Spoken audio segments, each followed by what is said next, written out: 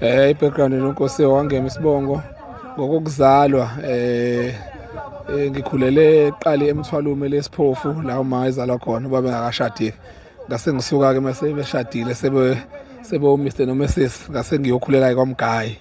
Hlalele kwaMgayi ngasuka khona sengifunda ugrade 7 sengiza ngaseThekwini ngenxa ke yamathuba lawo engangiwafuna nami ebhola. Ngibe sengisayiniswa amaZulu ngaleso sikhathi dlala kwi-development yakhona I think for about 5 to 6 years and then later moved to Swallows for isikhashana. Ikhera yebhola ke yokudlala isiphela umuntu waseqhubeka ngala ngasesikoleni ngomuntu wazama ukubalansisa esikoleni. Uyabona uma ukhulela emakhaya mfowethu wagcina uthola ithuba wawungacabanga ukuthi uyolithola lokho kuthiwa ingqayizivele ethuba lokuthi uye emathimini amakhulu kuma development sawo njengamaZulu. Uyaye ube nentshisekelo ukuthi ukwazi ukuthi enye ingane esemakhaya kakhulu engenalo ithemba lokuthi ngelelanga iyokivele ngibabona kude noma ilifeze iphupho layo lokuthi sifinyelele kulamathimi asagcina sifinyelele kuona. Kube yona into ekugqugquzelayo ukuthi ake ngiyinake lento ey'ngane ngoba umunaka ama-programs engiwenzayo even nange-foundation yeSayidima Foundation ngiwenza namanye nobaba uMsweli ngiwenza through into ethi asihambe siyokwakha umuntu siyothutha umuntu le emakhaya sizomnika ithuba. We all about that ukuthi lo muntu othi yena mina ngicabanga ukuthi ngelanga ngiyolithola ithuba labantu abahlala emadolobheni emalokishini okuyona baseduzane nama-scouts. Mina ngifuna ukuya lapho-ke la kuthiwa khona kuyiwa khona inspiration nje lapho ukuthi umuntu wasemakhaya enginendaba naye ngoba into-ke yebhola iyahlupha ngoba kakhulukazi abadlali abanethalente uthola ukuthi ekhaya akukuhle kahle. Ngenye ama-examples alokho ngase ngidlala ibhola kwakungekuhle ekhaya ngakwezomnotho and ithalente uNkulunkulu vele alibeke lapho. So thina isibuso sesilethayo nami engisilethayo uma ngabe ngihamba naleya nobaba uAyanda Msweli ile ethi as much as sengidlala indima abakhona abadlali abafika ko-PSL abaningi engingababala abasadlala namanje abayi-few like aboMaduna aboNjabulo Ngcobo nje besebuyena kwiBloom aboMagaqa aboMenzi Ndwanda abantu abadlule kwisandla sami ngisakwi-development amaZulu nabanye aboMzwandile Dlamini wakaMgayi naye umaziyo nabanye abaningi but inspiration ethi asithathe umuntu oyitshela ukuthi ithuba ngakaze alithole ngokwe-background yakhe oseluze ne-hope ngenxa yesimo sasekhaya ukuthi ngelinye ilanga uNkulunkulu uyayithatha into engelosi ayihlalise namakhosi. Lisho njalo izwi laNkulunkulu masulihlanganisa-ke nempilo. Asiqale ngokuthi abantu abanje abeza kuwena ngoba une-profile. I-profile yakho iyikhulumela bebona ukuthi ungakwazi ukwenza umsebenzi abafuna ukwenza kuwena. Ngoba uba uMthombeni uze kumina ngoba efuna ama-expertise ukuthi hey sengiyiranile i-tournament yami iminyaka ngirayile eMthwalume kodwa sengifuna ukuyithatha ngise kwenye level. Ngibona ngathi noma ngicabanga ukuthi kwi-research engiyenzile umuntu ongakwazi ukungenza lo msebenzi uwena Madlokovu. Ake ungakhela ithimba olithembayo bese niza sohlala phansi sikhuluma indaba ukuthi wenza kanjani leya tournament. Isikhathi esiningi abantu abasuke bekulela zinga bafuna into eqondile abayifuni into ebheke eceleni ngoba ugcina sowukhulumaza igama lakho umuntu. So uyafuna umuntu ambonayo ukuthi uzothembeka kwi-project yakhe ayenze ngokuzimisela ngokuzikhandla ayithatha ke kwenye level. Indeed thathi mesenza leya tournament nobaba uMthombeni ngikhumbula kahle nje ukuthi i-tournament yokuqala esayenza 2024 yahambisa abadlali abawu-6 kwi-national kwi-professional setup uBetway those kuBetway manje. One of them uBoyzin played ku-World Cup under 17 owaye part of leyo program from Midlands. Abanye abaningi basana kwe-Arrows mangikhumbula kahle and then last year I think i-create umsebenzi for abantu abafana abawu-12 no-coach abawu-2 uLungangwane nje lapha kumaZulu uBrian Khuzwayo waqashwa uMamkhize le eSwazini as a goalkeeper coach. So we are all about creating opportunities but abantu abanje yonke into abayifunayo ukuthuthukisa umphakathi. Msombeni makwamtshela ngento eney'ngane phakathi nento enokuthuthukisa umphakathi kuqala ukutshela into eyodwa athi leyo nto ayiqhubeke ngikhona angikho mina ngiyokuseka la engiyokuseka khona. Ubaba uMsweli ayike iprofile engakhulunywa umuntu osizogogo omkhulu wayesengena nangala uhlangothini lesports ngoba uma uyihlanganisa lento yonke iyakutshela ukuthi ukuze uthathe ingane uyisuse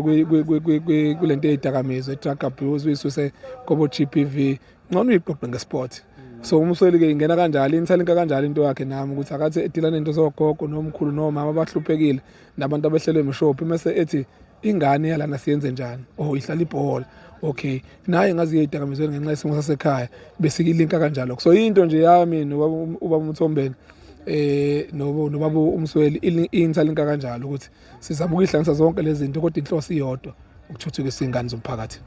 Asiqale nje mhlawumbe siyibuke lento ngeselokukhula ngoba abantu-ke ebholeni basuke babuka umuntu individually.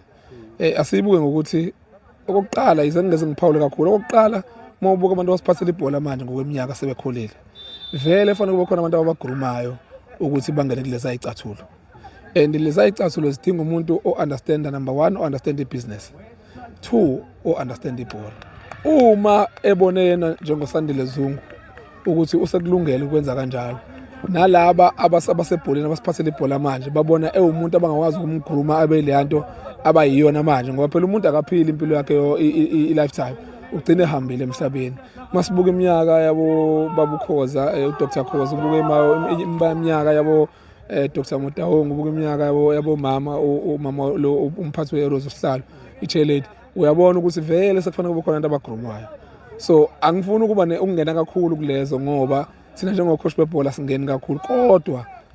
ama-candidates vele ayafuneka ifuze ungebona ukuthi uyenye yawo ngicabanga ukuthi kumqondo omuhle ukuthi sibe nabantu abasebasha kancane ngokweminyaka abangenayo kuleya setup ukuze bezokwazi ukugrumeka besakhona abaphathi abakhona bebhola ukuze kuzoba ne-continuity indlela ephethwe ngayo ibhola kube ukwazi ukuthi kuqhubeke kunokuthi kwehlele indima abayidlalile ingashabalali nawo uma ngabe kuthiwa bayaphangalala ikwazi ukube khona abantu abayithatha lo legacy babeke to another level. Asilindele nje ukuthi maningi ama-programs umuntu asazowenza bayasibhalela mfowethu bayasibhalela lapha ku-Facebook bayambhalela babuMsweli